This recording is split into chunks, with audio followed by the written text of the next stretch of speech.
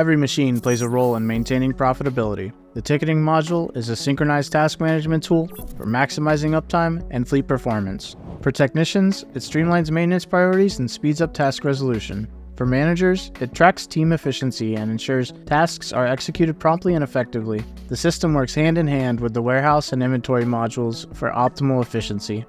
Once an inventory is completed, the site manager assigns tasks, sets deadlines, and the technical team can see progress all along the way.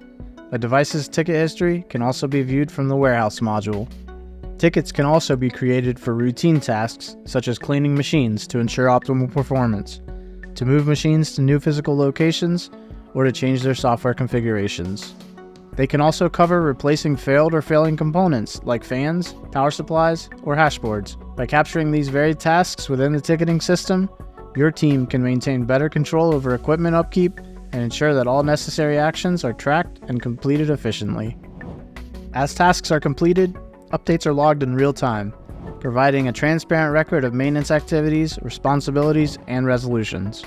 This ensures accountability and allows for a better analysis of recurring issues.